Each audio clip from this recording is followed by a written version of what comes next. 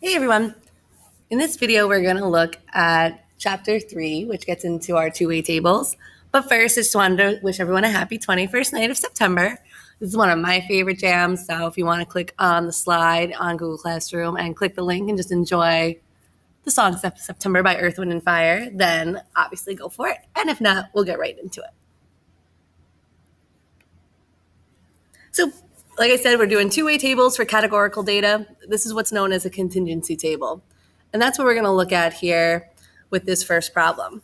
So in here, we have attitudes towards recycled products. Recycling is supposed to save resources, and some people will think that recycled products are lower in quality than other products, a fact that makes recycling less practical.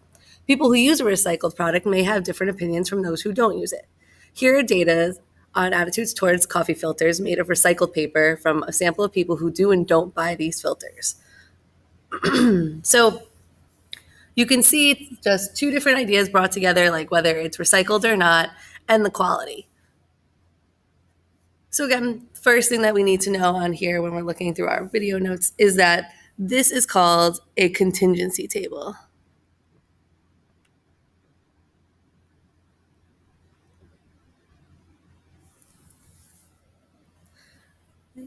And what it does is it's a distribution of a variable, shows values of the variable along with how many, or like how much they occur.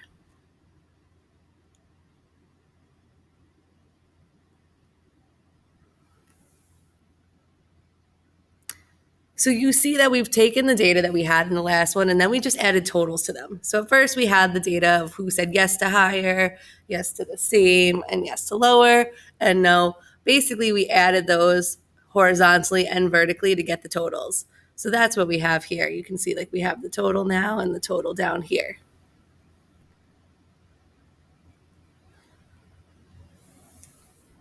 Now, when I'm looking here, what is a marginal distribution?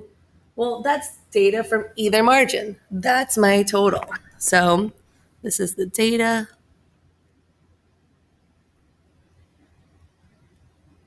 from the margins. And really, the margins are just those totals.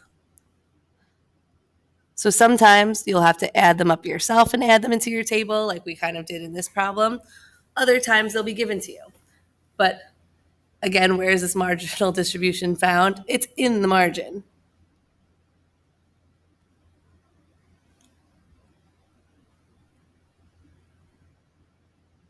And what the margin means is the totals. So that's true every time we're looking at these. So that's going to be our first type of data that we're going to look at. So from this table, we can kind of get our information here right off of it. So the marginal distribution can be for either value. So the first one we can look at is for when it's for recycling. So recycling, we're seeing if people are recycling, yes or no. So when I look at that here, that total is coming from this bottom one here. Okay, so we're getting our data. So as I look at that, I'm going to keep that kind of linked up here. For yes, I've got 36 out of the total of 133.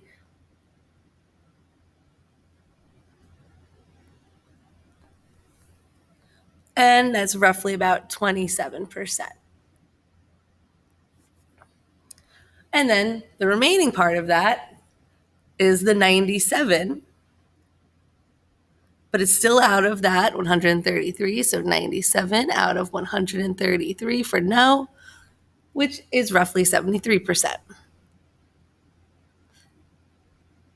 The nice thing with stats is we don't have to worry so much about the rounding. We could have left it as a decimal. You could leave it as a percent. You could leave it as a fraction. But so we're just going to write it in percents for now. Okay, now that was the total for the recycling because that's where my yes or no was. It's going to switch up here because now when I look at it, the total for quality, that's going with this one down this side here. So same type of thing, but now we start with higher. So the higher That's going to be a total of 49 out of the 133. Okay, so it's still out of my total each time. So that's about 37%.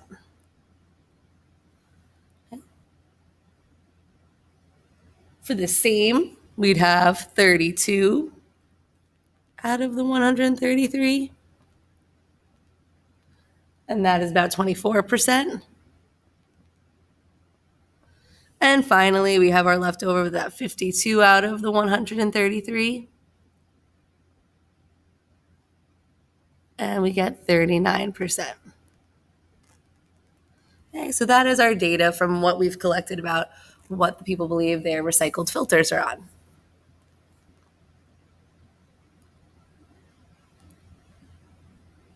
Now we say, why do we change the marginal distribution percent into percentages? That's because it's going to help us when we set up a segmented bar graph. So that's going to be how we're going to really visualize this data. So we're going to write in here to help set up our segmented bar graphs.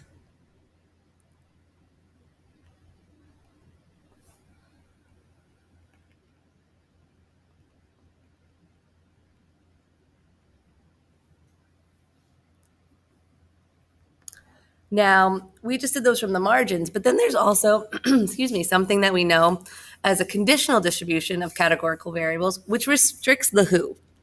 Okay, it's going to put a little place on it. And you might have seen this a little bit in former classes when you started to deal with probability, but we're just going to kind of recap all of that as well in this video here. So now it says, what is the conditional distribution of quality for each recycling status? When I look at that, let's start for the yes for higher. In this case, when I'm looking at that,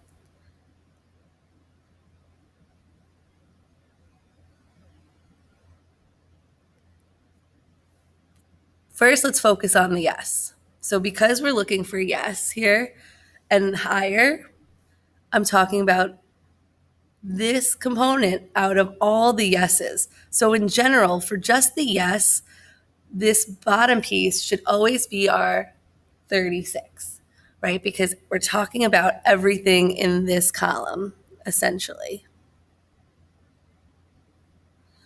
So when I do that first, I have the 20 out of 36.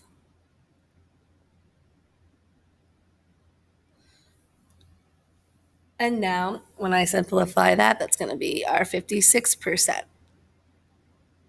Okay, so it says we're saying that we know it's yes already. So the condition placed is that it's yes. So that's why it's out of the total of the 36.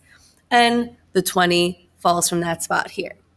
Okay, it's the same idea when you're looking for the same, only we're using the same, but it's still out of our 36. So when I'm looking here, I have 7 out of 36 now. And for that, we get about 19%.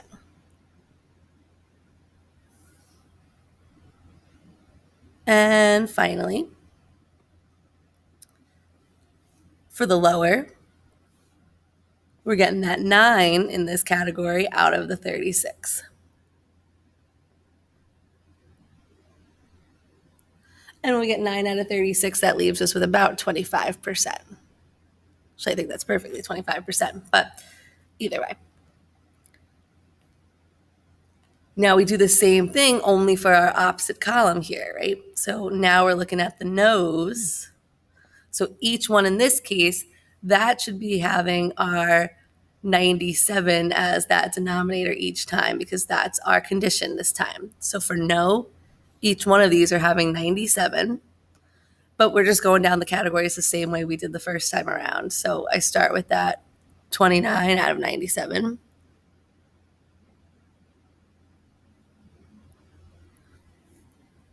Which is about 30%. The same would be the 25 out of 97. And that gets us roughly 26%. And finally, 43 out of 97, which gets us 44%. So that's anytime we place a condition on it.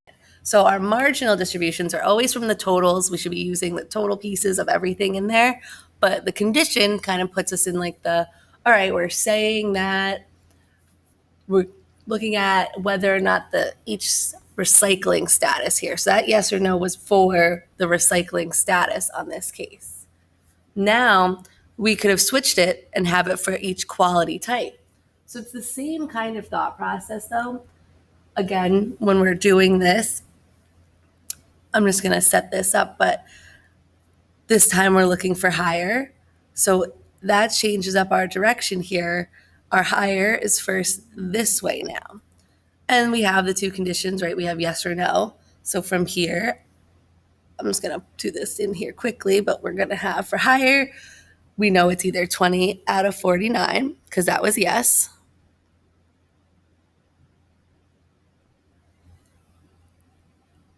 And then for no, we had 29 out of 49.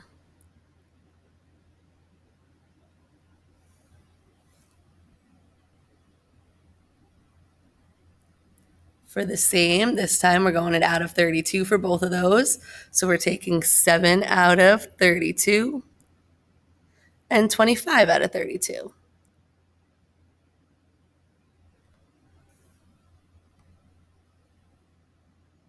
And finally, same thing for the lower, but again, we're taking in 9 out of 52 and 43 out of 52. Okay, now because this, remember, it's saying for each quality type. So that's my 3 types here that we're breaking this down into. So whichever one is saying that we're doing this for, that is how we can find which condition we're dealing with. Just like in the last one, it was with the recycling status. That was yes or no. So we can see why that wording at the end kind of leads to which one we're looking at. And now, like what we said in the beginning, we were talking about making a segmented bar graph. So that's what we see on the next part of this sheet here. And the segmented bar graph has been made for us. And we can kind of see here that if I break this up, we have about 56%. We have about 19%. And then 25% at the top, representing the quality type. If I kind of rewind here and look, those are my numbers for yes that we had originally. Now, if I do the same thing when I'm breaking this up, I'm looking at 30% for the higher. We're looking at 26% for the same. And we have 44% for lower. And again, if I rewind for a moment, those are the values I had for no, which that's what this side represents. So we had yes and no. Notice we had our label on the bottom saying, do you recycle? We're doing the percentage.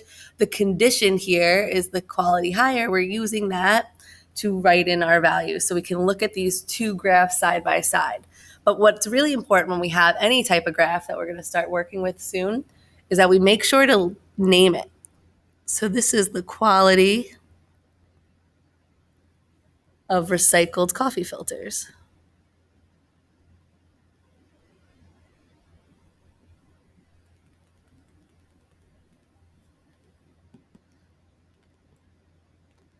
Okay, and we also made sure to label yes or no. It had a question down here of do you recycle? We had the percent. And this key is so important.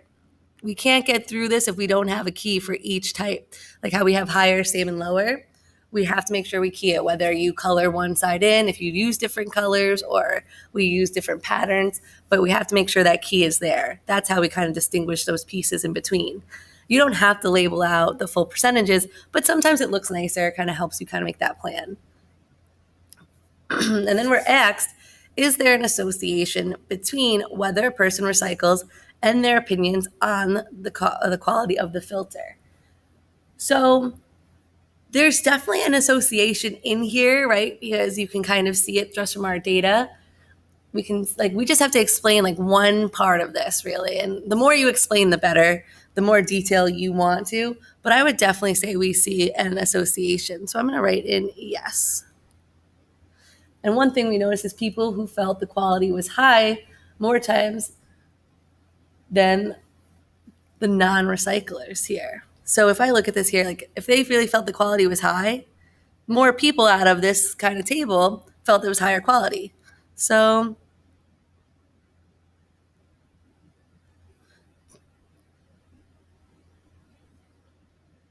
people who are more likely to recycle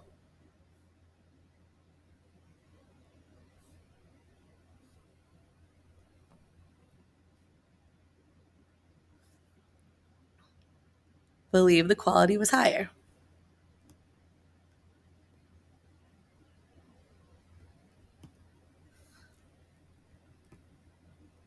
Of the coffee filters, I'm just going to abbreviate because I'm running out of room there.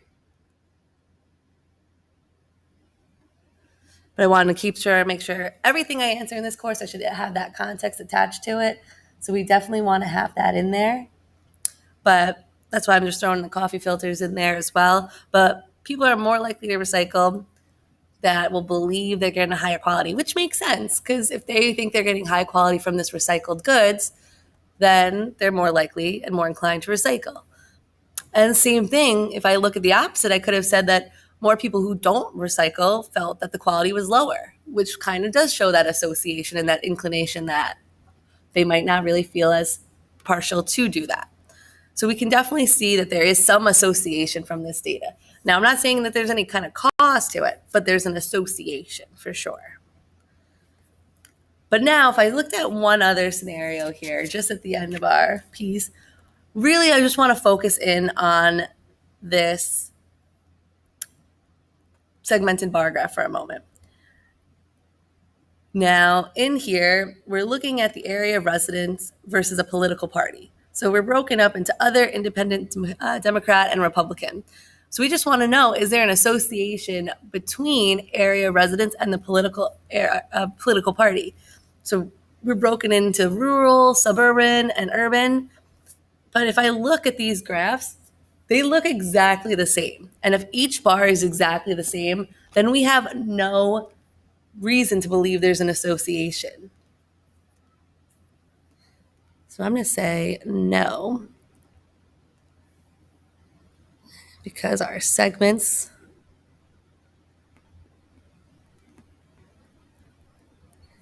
in each bar are the same.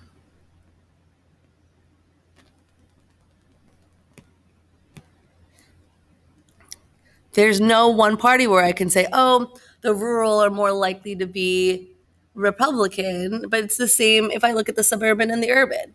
Just like the Democrat falls into the same category each time and the independent in the other. So in this case, because there's no association, we can say that these two topics, like these two categories, political party and areas of residence, are independent of each other. So when I'm looking at this, what does it mean for two variables to be independent? We don't have any kind of association to it, and we didn't learn any new information. So in here,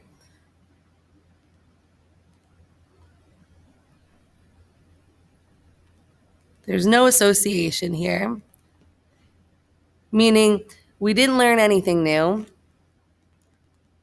because I can't make any kind of explanation like I did in the previous problem. Like before, I was able to say, oh, because people were more likely to recycle, they felt they were getting better quality. We can kind of make that statement from the last problem. Here, I can't make any connection based on the area of residence or the political party because everything matched up exactly the same. So we didn't learn anything new.